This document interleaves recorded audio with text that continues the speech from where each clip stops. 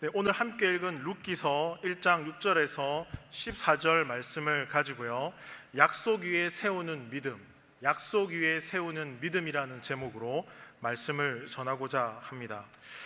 여러분, 룻기의 시대적인 배경을 아십니까? 1절에서 확인할 수 있습니다. 1절 말씀을 보시면요, 사사들이 치리하던 때라고 말씀합니다. 룻기의 시대적인 배경은 사사 시대입니다. 사사 시대를 룻기는 배경으로 하고 있구나. 여러분, 사사 시대가 어떠했는지 잘 알고 계시겠지만, 사사 시대는 이스라엘 백성의 배교와 하나님의 심판, 그리고 회개와 구원이라는 이 악순환 속에서 타락한 시대였습니다. 네 가지 카테고리가 있죠. 배교와 심판과 회개와 구원. 어떻게 생각해 보면 오늘날의 상황과 비슷하다라는 생각이 듭니다. 왜냐하면요, 사람들은 하나님을 떠나 각자 자기의 소견대로 행하고요, 이미 스스로 모든 답을 준비해 두고 살아가는 시대이기 때문입니다. 절대 진리, 절대 가치를 인정하지 않는 시대, 즉 참된 진리를 인정하지 않고 상대적인 진리를 수용할 수밖에 없는 시대가 오늘의 시대이기 때문입니다. 그래서 충성도, 섬김도, 헌신도 불신과 영적으로 타락한 암흑기와 같은 시대가 사사 시대였습니다. 여러분, 룻기는요, 영적으로 암흑기라고 할 수 있는 사사 시대를 향해서 하나님께서 선포하시는 메시지로 가득 차 있습니다. 한 이방 여인의 헌신과 충성된 모습, 그 사랑을 통해서 하나님께서 이스라엘에게 원하시는 온전한 헌신과 충성이 무엇인가를 말씀합니다. 그리고 온전한 이 충성과 헌신과 사랑을 통해서 이스라엘을 구원해가는 하나님의 섭리가 기록되어져 있는 책이 바로 룻기서입니다. 여러분, 룻기의 이야기를 통해서 참된 헌신과 참된 충성을 하나님께서 얼마나 기뻐하시는지, 그리고 그렇게 살아가는 삶을 얼마나 귀하게 보시는지 살펴보면서 룻의 모습이 우리의 모습이 되기를 소망합니다. 룻의 그 영광이 우리의 영광이 되기를 소망해 봅니다. 여러분, 룻기는요, 나옴이라는 한 여인의 기구한 삶을 소개하며 이야기를 시작합니다. 사사시대예요. 흉년이 들었습니다. 1절 보십시오. 사사들이 치리하던 때 그 땅에 흉년이 드니라. 여러분, 가나안 땅은 하나님께서 약속하신 젖과 꿀이 흐르는 땅이고 축복의 땅입니다. 그런데 그러한 그 땅에 흉년이 들었다는 것은요, 이스라엘 백성이 하나님의 약속을 저버리고 하나님이 부어주시는 이 축복의 은혜를 잊어버리고 살았다는 것을 상징적으로 보여주는 장면입니다. 뿐만 아니라 이 시기가 서두에서 제가 영적인 암흑기라고 말씀드렸잖아요. 흉년은요, 그 암흑기를 대변하는 장면이기도 합니다. 여러분, 이때요, 나옴이라고 불리는 이 여인의 가족이 흉년을 피해 어느 땅으로 갈까요? 2절 말씀 보면요, 후반절에 그들이 모압 지방에 들어가서 거기 살더니라고 말을 하죠. 여러분, 모압은 잘 아시는 것처럼 이스라엘의 대적이며 원수의 나라입니다. 하필 흉년이라고 하지만 어떻게 하나님의 백성이 스스로 약속의 땅을 떠나 이방의 땅, 그것도 원수의 그 땅으로 갔을까요? 이것은 어떻게 말해도 잘못된 선택이죠. 아무리 어렵고 힘들더라도 믿음으로 인내하면서 하나님의 긍휼을 바라보며 기다리는 것이 주의 백성의 모습이 아닐까요? 그런 의미에서 매 순간 긍휼의 하나님을 바라보실 수 있는 여러분들의 삶이 되기를 소망해 봅니다. 아멘이십니까? 고난을 견디지 못하고 약속의 땅을 떠난 이 나오미의 모습을 보면서 저는요, 믿음에서 떠난 성도의 삶에 대한 교훈을 아주 잘 보여주고 있다라는 생각이 들었습니다. 처음에는 잘 되는 것처럼 보이죠. 며느리들도 맞이하고 어느 정도 자리를 잘 잡은 것처럼 보입니다. 그러나 어떻게 됩니까? 남편과 두 아들이 죽게 됩니다. 나오미는 모든 것을 잃어버리고요, 두 며느리 오르바와 룻만 이 나오미의 곁에 남게 됩니다. 자, 여러분, 이런 나오미의 모습은요, 하나님을 잃어버린 채 소망 없이 살아가는 영적으로 어둡고 타락한 사사시대를 그대로 보여주는 장면입니다. 결국 하나님의 품을 떠난 인생은요, 세상을 쫓아 방황하게 되고 고통 중에 신음하는 탕자와 같은 어리석은 삶을 살아간다라는 것을 우리에게 보여주죠. 지난날 열심히 신앙생활을 하면서 교회를 더 이상 나오지 않고요, 코로나 이후에 교회로 오지 않는 분들의 이야기를 듣게 될 때가 있습니다. 생업 때문에, 어떤 갈등 때문에 교회에 실망이 되어서 다양한 이유들이 있겠죠. 여러분, 가나안 성도라는 표현 들어보셨죠? 코로나 이전에 2020년 4월 가나안 성도의 통계는요 13%였습니다. 코로나가 끝난 지금 가나안 성도의 퍼센테이지는 18%입니다. 그리고 여러분, 코로나를 경험하면서 가나안 성도에 이어서요 한 걸음 더 나가서 등장한 크리스찬들이 있습니다. 바로 플로팅 크리스천입니다. 어떻게 신앙생활을 하는가? 이 플로팅이라는 단어의 뜻은요, 공중이나 물에 떠도는 유동적인 고정된 가치를 붙잡지 않는, 계속해서 움직이는, 변하는, 한마디로 말해서 기존의 교회의 문화를 거부하고 신앙과 정통을 따르지 않는 자유롭게 신앙생활하는 분들을 일컬어 플로팅 크리스천이라고 합니다. 가나안 성도에 이어서 코로나를 경험하면서 한국 교회 안에 플로팅 크리스천들이 날이 갈수록 늘어나고 있다라는 겁니다. 예를 들면 이렇습니다. 이 교회 A라는 교회를 다니고 있는데 내 믿음이 더 이상 자라지 않는다라고 하면 믿음이 잘 자랄 수 있는 B교회로 옮깁니다. B교회에서도 믿음이 잘 자라지 않는다라고 생각되어지면 C교회로 옮기는 것입니다. 내 교회라는 이미지가 없고 내 신앙과 내 가치관에 따라서 결정하는 플로팅 크리스천들이 많이 늘어나고 있다는 사실입니다. 온라인 예배, 대면 예배, 여러분, 이유가 어찌됐든 간에 결국 믿음에서 떠나는 삶은요 방황하게 되고 외로움과 고통 속에서 신음할 수밖에 없습니다. 물고기가 물을 떠나서 살 수 없듯 성도는 하나님을 떠나서 결코 살아갈 수 없죠. 그러하기에 고난과 어려움이 있을지라도 성도는 끝까지 하나님의 약속을 붙잡고 믿음으로 감당해야 될 줄 믿습니다. 그런데 여러분, 이런 생각이 가끔 들 때가 있습니다.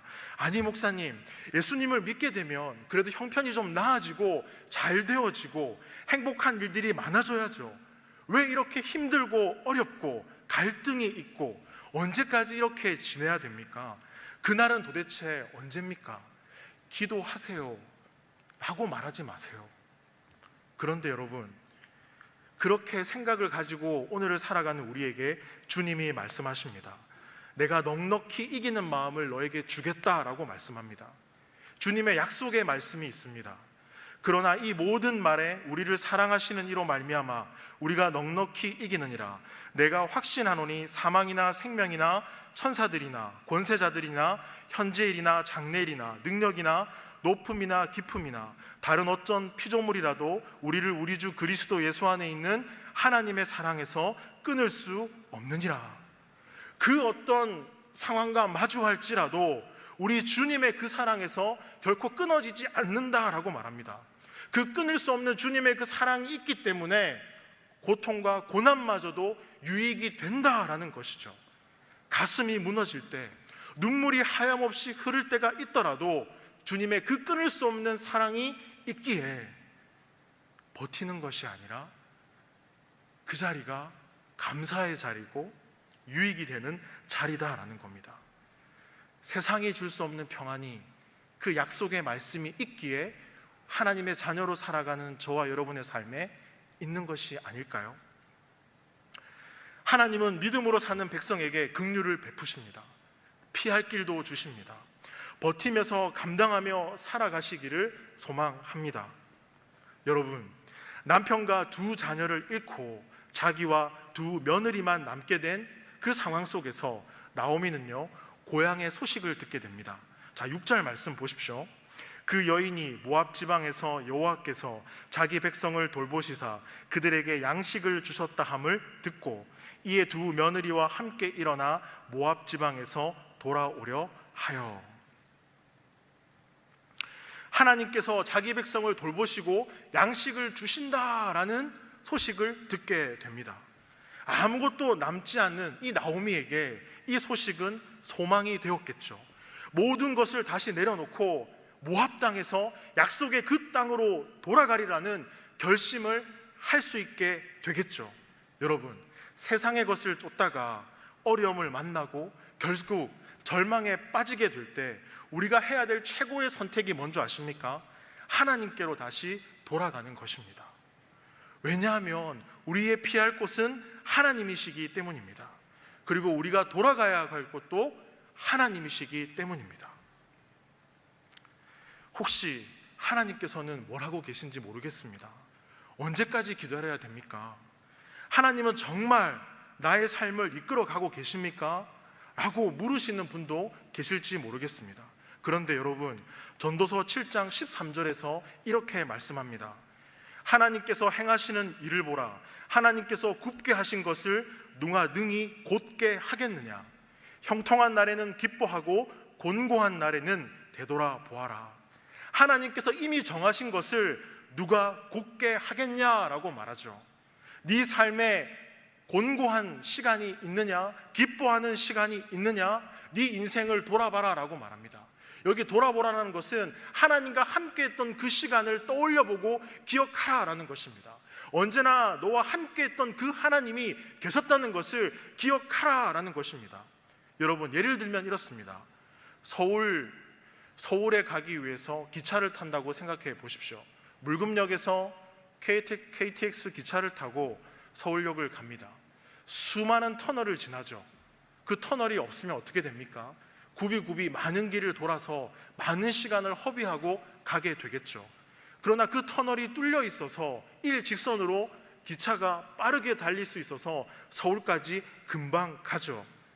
여러분 인생의 터널을 누가 뚫으신다고요? 하나님이 이미 뚫고 계십니다. 언제나 나와 함께 하시는 그 하나님과 그 하나님과 얼마나 동행하고 그 하나님을 믿고 신뢰하는가에 따라서 하나님이 뚫으시는 터널은요, 차이가 나게 되어 있습니다. 하나님이 항상 함께 하신다는 것을 믿으십니까? 인생의 그 터널을 하나님이 뚫고 계신다는 사실을 여러분 믿으십니까? 그 길을 누가 인도해 가십니까? 하나님이 인도해 가신다라는 겁니다. 그래서 우리는 언제나 하나님 앞에 서 있어야 됩니다. 여러분, 퀴즈 하나 내겠습니다. 교회 올 때 꼭 챙겨와야 될 게 있습니다. 필수품. 그게 뭘까요? 기대감입니다. 하나님이 내 인생의 터널을 뚫으신다는 기대감, 하나님이 막힌 담을 허시고 내 삶을 인도해 가신다는 그 기대감, 그 하나님을 신뢰하는 그 믿음, 언제나 하나님 앞에 서 있기를 소망합니다. 여러분, 나오미의 이런 결심에 두 며느리도요, 어머니를 따라서 유다로 가려고 합니다. 자, 7절 말씀 보십시오. 함께 읽겠습니다. 시작. 두 며느리도 그와 함께하여 유다 땅으로 돌아오려고 길을 가다가, 그런데 돌아가는 길에 8절에 보면요, 나오미가 두 며느리에게 각자 자기의 집으로 돌아가서 새로운 인생을 시작할 것을 말합니다. 그런데 며느리들이 참 착합니다. 이 시어머니를 혼자 돌려보낼 수 없어서 울면서 돌아가기를 거부합니다. 그리고 이때 나오미는요, 다시 한번 권합니다. 13절 후반절에 보십시오. 여호와의 손이 나를 치셨으므로 나는 너희로 말미암아 더욱 마음이 아프도다 하매. 이 고백은 이렇습니다.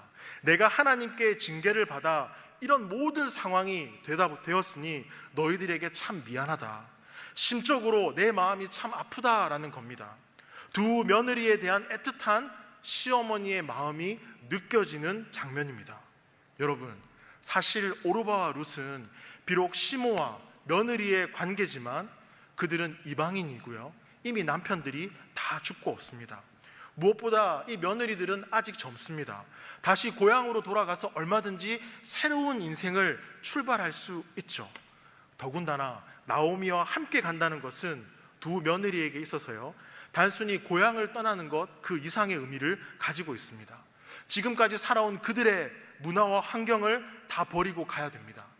여러분, 당시 이스라엘이 비록 가나안이라는 이 우상에 빠져 있었지만 종교적 관습과 의식은 여전히 남아 있었거든요. 그래서 이방인에 대해서 관대하지가 않았습니다. 더군다나 이방인이고 여자라면 이 정도만 봐도 유대 사회에서 천대받을 최악의 조건을 가지고 있는 것이 이 며느리의 상황이었습니다. 그런데 정에 이끌려서 시어머니를 따라가기에는 이 며느리들이 감당해야 할 일들이 너무나 많았던 거죠. 나오미도 이런 사실을 잘 알고 있었기 때문에 두 며느리가 계속 마음에 걸렸습니다. 그래서 모압에 있는 가족들에게 돌아가 라고 말하는 것이죠. 어쩌면 나오미의 입장에서는 이런 상황도 상황이지만 이미 고백한 것처럼 지금 자신이 당한 이 모든 고난이 여호와로 말미암은 것이기에 이방인인 며느리들도요, 이 고난을 감당할 이유가 없죠. 그러니 이 고난을 감당하지 말고 너의 고향으로 돌아가 새로운 인생을 출발해. 그런데 이 대목에서 나오미는요, 정말 중요한 사실을 잊고 있습니다. 그것이 무엇인가 하면요, 두 며느리에게 있어서 복된 길은 그들의 고향으로 가는 것이 아니었습니다. 현실적으로는 어렵고 천대받을 수밖에 없는 상황이지만 우상의 그 나라로 돌아가는 것보다 하나님의 백성으로 있는 것이 그것이 복이다라는 것입니다. 그런데 시어머니는 며느리를 위한다는 이유로 고향으로 돌아가라라고 하죠. 여기서 여러분, 왜 나오미가 이런 말을 할 수밖에 없었을까요? 여기서 우리는 나오미의 신앙관이 어떠한지 알게 됩니다. 무슨 의미인가 하면 나오미에게 있어서요, 하나님은요, 흉년이 들면 백성들에게 고통을 주는 하나님. 왜 흉년을 주셨는지 나오미는요, 알지 못했습니다. 그리고 양식이 생기면 하나님은 백성을 돌보시는 하나님이시다. 나오미가 유다로 돌아가고 싶은 이유가 여기에 있죠. 그러니까 하나님에 대한 이 나오미의 믿음은요, 하나님께서 백성을 사랑하시고 진실하심으로 그 약속을 이루어가는 하나님이 아니라 이방인들이 그들의 우상이나 신에 대해서 믿었던 것처럼 똑같이 이해하고 믿었다라는 것입니다. 그게 나오미의 신앙이었습니다. 그러니 오르바도 룻도 고향으로 가. 너희들이 믿는 신을 믿고 새 출발을 해. 더 좋은 삶이 거기 있어 라고 말하는 것이죠. 각기 소견에 옳은 대로 행하였다는 이스라엘의 모습이요, 나오미의 고백을 통해서 드러납니다. 결국 나오미의 말대로요, 오르바는 자기의 고향으로 가지만 룻은 가지 않습니다. 여러분, 오늘 본문은요, 룻이 시어머니 나오미를요 부쫓았다라고 말합니다. 14절 보십시오. 부쫓았다. 이 단어의 뜻은요, 성경에서 하나님과 백성 사이를 표현할 때 종종 사용하는 표현입니다. 룻이 자기가 가진 모든 것을 내려놓고 시어머니 나오미를 끝까지 섬기고 따르겠다는 결단을 합니다. 여기서 우리는요, 기억해야 될 것이 있습니다. 그것이 무엇인가 하면요, 우리의 신앙이 어디 위에 서 있는가입니다. 여러분, 한번 대답해 보시겠습니까? 우리의 신앙이 어디 위에 서 있어야 됩니까? 우리의 믿음의 근간이 어디에 있어야 됩니까? 말씀이죠. 말씀은 하나님의 약속입니다. 우리의 믿음이 눈에 보이는 상황이나 현상에 머물러서는 안 됩니다. 눈에 보이는 상황이나 현상에 우리의 신앙이 움직인다면 세상 사람들과 다를 게 뭐가 있습니까? 종교적인 신앙의 수준에 머무르고 말 것입니다. 우리의 신앙은 하나님의 약속의 말씀 위에 서 있어야 합니다. 그래야 변하지 않습니다. 여러분, 상황도 변하고 환경도 변하고 심지어 내 믿음도 상황과 환경에 따라서 변합니다. 그러나 하나님의 말씀은 결코 변하지 않습니다. 그리고 하나님의 약속도요, 변하지 않습니다. 만일 나오미의 신앙이 하나님의 말씀 위에 서 있었다면 애초에 흉년 때문에 베들레헴을 떠나지 않았겠죠. 그리고 두 며느리에게 너희들의 고향으로 가 새 출발을 해라 라고 이야기하지 않았을 것입니다. 여러분, 하나님의 약속의 말씀 위에 굳건하게 세워지는 믿음을 가지시기를 소망합니다. 여러분, 그런 의미에서 여러분 앞에 있는 성경, 말씀이 기록되어져 있는 성경은요, 보물 창고입니다. 성경에는 긴 세월 동안 축적되어 온 것이 있습니다. 그것이 무엇인가 하면 따라해 보겠습니다. 회복 탄력성. 뭐라고요? 회복 탄력성. 이것이 바로 보물입니다. 여러분, 성공한 사람이 넘어지지 않아서 성공한 것이 아니라 넘어졌을 때 다시 일어날 줄 알기에 성공한 사람들입니다. 회복 탄력성이 있는 사람이 성공한 사람들이죠. 성경에 보시면 지난날 세상을 호령했던 아수르 제국, 바벨론 제국, 페르시아 제국, 헬라 제국, 로마 제국, 수많은 제국들이 등장합니다. 그러나 그 제국들은요, 문서로 만들어져서 역사의 저편으로 사라져 버렸습니다. 그런데 그 세상의 중심이었던 그 모든 나라에게 짓밟히고 핍박받았던 기독교는요, 지금도 복음이 저와 여러분들을 통해서 전해지고 있습니다. 세상 곳곳에 전해지고 있습니다. 바로 여러분, 이 점이 우리 앞에 놓여 있는 성경을 새롭게 보게 되어지는 관점이 됩니다. 성경은 우리의 삶이 산산조각 났을 때도, 우리가 절망 가운데 있을 때도 여전히 현존하는, 실제하는 사실적인 예수 그리스도를 저와 여러분에게 소개합니다. 그리고 세상을 향해 저와 여러분들에게 복음을 전하고 있습니다. 여러분, 욥기와 시편과 이사야와 에스겔과 예레미야에 등장하는 하나님은요, 소망이 없는 삶, 산산이 부서진 이들에게 다시 시작할 용기를 줍니다. 영적인 힘을 줍니다. 여러분, 한번 잘 생각해 보십시오. 우리가 성경을 읽어 내려갈 때, 읽을 때마다 성경은 우리의 삶을 자극합니다. 수많은 이미지들이 등장하면서 우리의 삶을 풍성하게 해줍니다. 산산이 조각난 우리의 삶을 다시 제자리로 돌려놓습니다. 하나님 앞으로 돌려놓는다라는 겁니다. 그리고 우리의 시선을 다시 하나님께로 향하게 만듭니다. 그것이 여러분 성경입니다. 성경에서 말하는 의인이란 7번 넘어져도 다시 일어나는 사람을 말합니다. 그렇게 넘어지고 일어나기를 반복하면서 회복되어지는 것이죠. 여러분들이 살아가면서 넘어지시면서 읽었던 말씀, 고난 가운데 읽었던 말씀, 위로가 되는 그 말씀들이 생각이 나서 여러분들의 믿음을 만듭니다. 그리고 그 길을 걸어가게 하죠. 하나님은 우리의 고통을 막아주는 분이 아니시지만 그 고통을 통과할 수 있도록 힘과 지혜를 주시고 길을 찾아주십니다. 여러분, 부모는요, 나중에 자녀들에게 이렇게 말합니다. 이제 할 만큼 했다. 네 인생 네가 살 때가 됐지. 그래, 네 인생 네가 살아.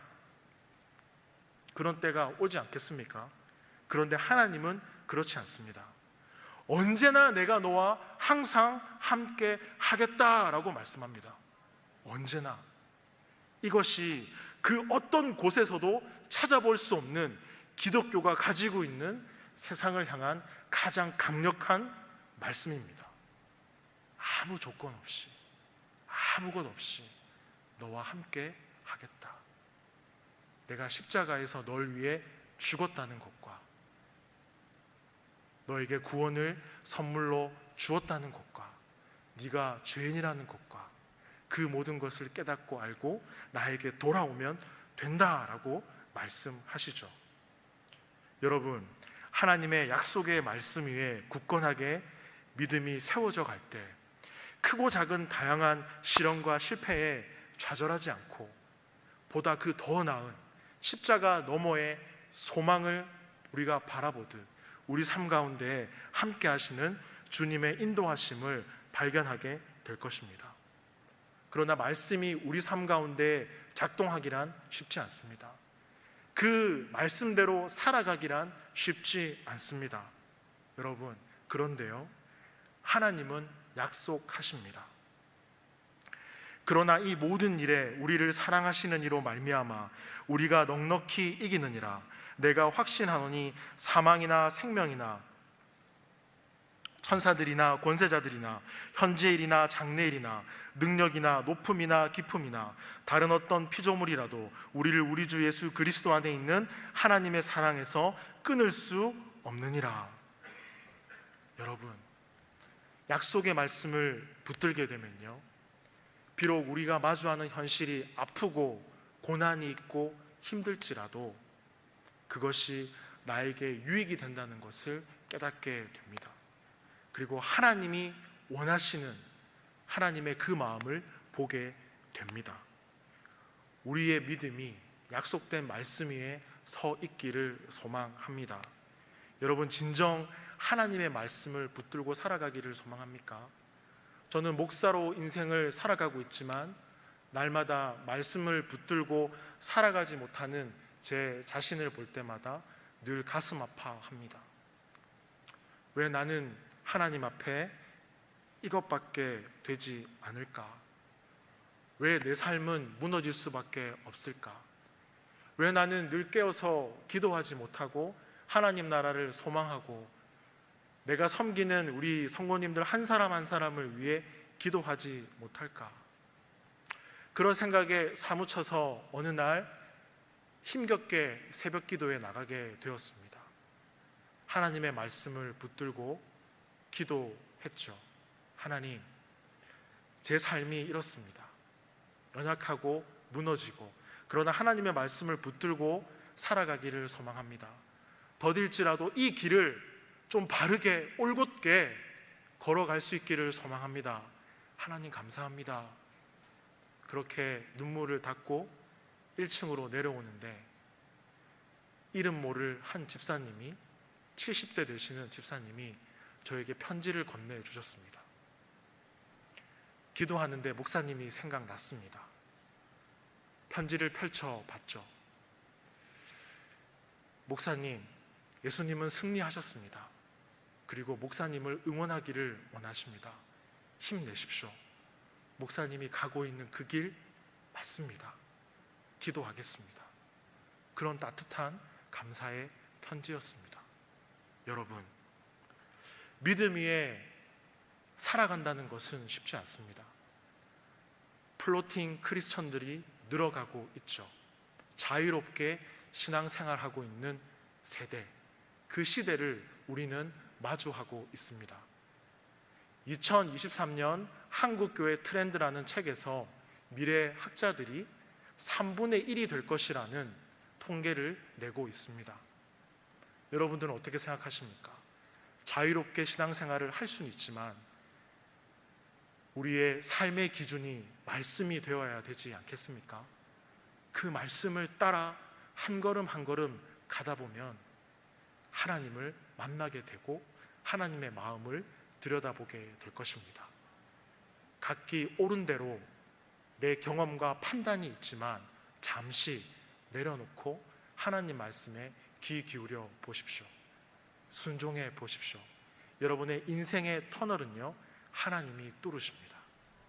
발버둥 치고 애쓰지 마십시오. 하나님이 일하심을 지켜볼 수 있는, 좀 인내하고 기다릴 수 있는 그렇게 멋있는 크리스천의 삶을 살아갈 수 있기를 소망해 봅니다. 이 말씀 기억하시면서요, 우리 기도했으면 좋겠습니다.